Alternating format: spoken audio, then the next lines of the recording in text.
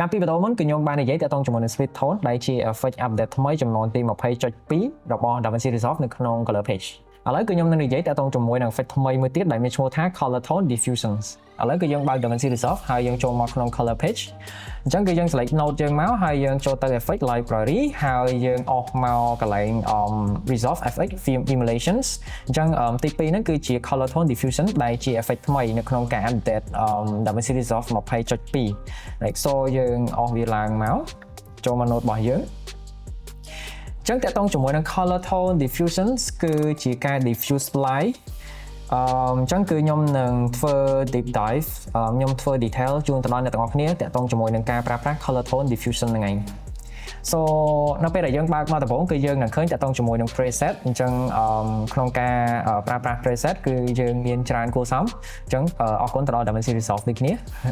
ឡូវគឺយើងអត់ទាន់និយាយតើតង់ជាមួយនឹង preset ទេយើងចូលមក color space override សិន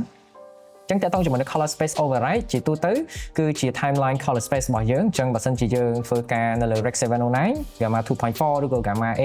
ចឹងគឺអ្នកទាំងអស់គ្នាអាចវាយទៅតាមនឹងបានអាច select ចូលទៅក្នុងនឹងបានប៉ុន្តែបើសិនជាយើងប្រើប្រាស់ជាមួយនឹង DaVinci Resolve Intermediate Viger mode so យើងជ្រើសរើសយក use timeline and then we go to DaVinci Resolve Viger mode ហើយនឹង DaVinci Resolve Intermediate អូខេចឹងយើងបិទ color space override វិញមក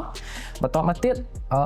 បញ្ជាក់អ្នកទាំងអស់គ្នាដែរតាក់ទងជាមួយនឹង color space override នេះបើសិនជាអ្នកទាំងអស់គ្នាអត់ដាក់ទេ color tone diffuser effect ហ្នឹងគឺនឹង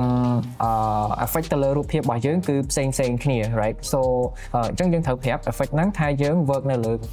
color space មួយណាដើម្បីយើងមានទំហំ color space គ្រប់គ្រាន់នៅក្នុងការ effect ទៅលើរូបភាពរបស់យើងអញ្ចឹងទៅso យើងចូលមក diffusion របស់យើងឥឡូវយើងបិទកន្លែងនេះសិនចូលមក diffusion គឺដំបូងយើងនឹងឃើញ resolution right so តើតង់ជាមួយនឹង resolution គឺយើងចង់ការពារ resolution របស់យើងក្នុងកម្រិតណាបើសិនជាយើងចង់តម្លាក់ resolution របស់យើងដើម្បី diffuse ឲ្យវារៀង glow right so លក្ខណៈហ្នឹងគឺអ្នកនរគ្នាអាចត្រូវវា down បាន so យើងអាចទាញចុះមកបានបើជារួមទៅខ្ញុំមើលឃើញថា resolution នេះគឺវាដូចជា lens blur អញ្ចឹង right so effect lens blur ណាអញ្ចឹងគឺយើងទាញមកគឺជាការ blur រូបភាពរបស់យើងអញ្ចឹងបើសិនជាយើងអត់ចង់ឲ្យវាប៉ះពាល់ទៅលើរូបភាពរបស់យើងទេយើងដាក់ 100% មកអញ្ចឹង 1.0 right អញ្ចឹងយើង select diffusion ហើយយើងអាច diffuse វាទាំងអស់គ្នា so amount នេះអ្នកនរគ្នាអាចមើលបានអញ្ចឹង effect នៅកន្លែងភ្លើងរបស់យើងចឹងយើងចង់ឲ្យវា diffuse ក្នុងកម្រិតណាមួយហើយបន្តមកទៀតគឺជា radius so radius គឺជាការសាចនៃភ្លើងចឹងនៅពេលដែលយើងតម្លើងមកគឺវាសាចកាន់តែខ្លាំងនេះចឹងយើងចង់ឲ្យ glow សាចធំប៉ុណ្ណាគឺយើងអាចកំណត់ radius ធំចំនួនលេខប៉ុណ្ណឹងចឹងទៅចឹងយើងអាចបិទបើកមើលបាននេះអូខេបន្តមកទៀតគឺយើងបិទ diffusion យើងចូលមក shadow soft clip so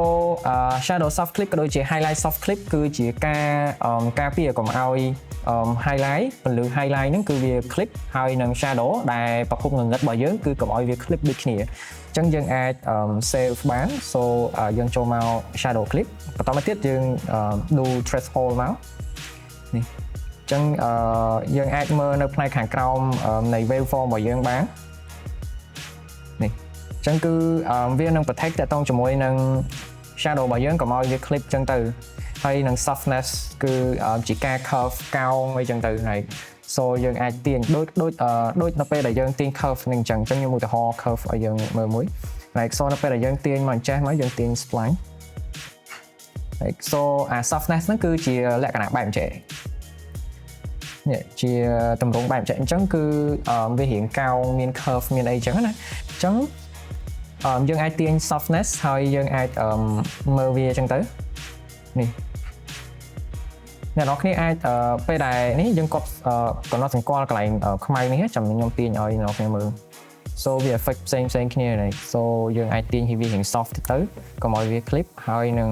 shadow របស់យើងចង់បានរក្សាធំកម្រិតណាមួយអញ្ចឹងណាអូខេបន្តមកទៀតយើងចូលទៅ highlight គឺ effect វាដូចតែ shadow ទេគ្រាន់ថាវា protect ទៅលើ highlight របស់យើងវិញso យើងទាញ softness and then យើងទាញ threshold មក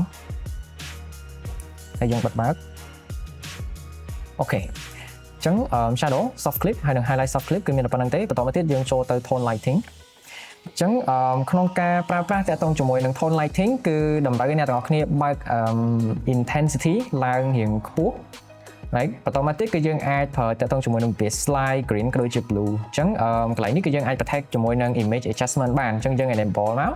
ហើយបន្តមកទៀតយើងទាញ contrast ឡើងមកលើហើយយើងទាញ exposure ចុះមកក្រោមចឹងយើងអាច balance វាឲ្យស្មើហើយចឹងមកបន្តមកទៀតបានយើងអាចប្រើជាមួយនឹង base red green blue ចឹងទៅ so កន្លែងនេះគឺជាការបើនិយាយខ្មែរសួរស្រាប់ទៅវាជាការដាក់ពណ៌ទៅក្នុង shadow របស់យើង so បើសិនជាអ្នកនរគ្នាស្រឡាញ់បែបក្រហមនៅក្នុង shadow អីអ្នកនរគ្នាអាចអស់វាបាននេះចឹងយើងអាចមើលកន្លែង shadow របស់យើងចឹងខ្ញុំទាញក្រហមមកវាឡើងក្រហមចឹងណាហើយបន្តមកទៀតបើយើងទាញ green វាឡើងមករាងបៃតងចឹងទៅចឹងវាអាស្រ័យទៅលើអ្នកទាំងអស់គ្នា prefer ធ្វើ shadow ពណ៌អីគេហើយ so អាហ្នឹងគឺយើង play around ជាមួយនឹង creative របស់យើង so effect នេះគឺយើងអាចធ្វើបានច្រើនយើងជំនួសតាំងពី effect glow ហើយ vignette ដូចគ្នាហើយ protect ជាមួយនឹង shadow soft clip អី highlight clip អីហើយនឹងដាក់ពណ៌ទៅលើ shadow អីគឺនៅក្នុង effect តែមួយចឹងវា useful ខ្លាំងមែនទែនso បន្តមកទៀតគឺយើងអាចទាញ saturation យើងចង់ឲ្យ saturation របស់យើងខ្លាំងប៉ុណ្ណាអញ្ចឹងណាហើយ so បន្តមកទៀតយើងមាន tone lighting so tone lighting យើងអាចបើកfall off mask មកហើយយើងទាញមើលទៅអញ្ចឹងអានេះគឺជា vignette របស់យើងអីអញ្ចឹង amount ត្រឹមកម្រិតណាបន្តមកទៀតយើងដកចេញមកនេះ so វាប្រៀបដូចជា vignette របស់យើងអញ្ចឹងនៅក្នុង effect តែមួយហ្នឹងគឺយើងអាចធ្វើបានច្រើនเนาะអូខេហើយជាចុងក្រោយគឺ global blends អញ្ចឹងយើងចង់ឲ្យ effect របស់យើងប្រហែល%អូខេហើយនេះគឺជាការធ្វើតាក់ទងជាមួយនឹង color tone diffusions អញ្ចឹងយើងបើសិនជា effect នេះសម្រាប់ខ្ញុំបើសិនជាយើងថតពេលយប់ like so ពេលយប់ឬក៏ landscape នៃទីក្រុងឬក៏ party ឬក៏អីក៏ដោយដែលមានពណ៌ neon ច្រើនមានពលឺចាក់មកច្រើនយើងចង់បាន glow យើងចង់បាន dimmy so ខ្ញុំ recommend ប្រើជាមួយនឹង color tone diffusion ហើយខ្ញុំបាន try ដែរគឺវាអត់ effect ខ្លាំងទៅលើ footage របស់យើងទេឥឡូវគឺយើងនិយាយតាក់ទងជាមួយនឹង preset ម្ដងso preset គឺ be careful តាក់ទងជាមួយនឹង preset ព្រោះដូចខ្ញុំនិយាយអញ្ចឹងតាក់ទងជាមួយនឹងការធ្វើ preset មិនថា LUT នៃរូបភាពរបស់យើង so ក្នុងការបង្កើត preset ទាំងអស់ហ្នឹងគឺបង្កើតជាមួយនឹង footage ផ្សេងៗគ្នា exposure ផ្សេងគ្នា white balance ផ្សេងគ្នាអាចជា color space ផ្សេងគ្នាឬក៏ស្ថានភាពនៃវីដេអូហ្នឹងគឺផ្សេងគ្នាអញ្ចឹងគឺវានឹងអត់ work ល្អ 100% ទៅលើ footage របស់យើងទេអញ្ចឹងយើងគួរតែយល់ចំណុចហ្នឹងអញ្ចឹងណាអញ្ចឹងយើងមាន clean slate យើងមាន subtle យើងមាន low contrast យើងមាន strong start យើងមាន chill soft so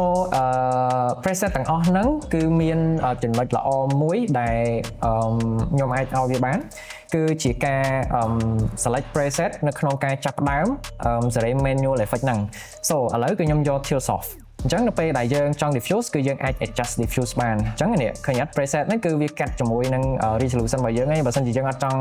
ប៉ះពាល់ទេគឺយើងទាញវាមក 100% វិញមកអញ្ចឹង amount គឺយើងអាចទាញ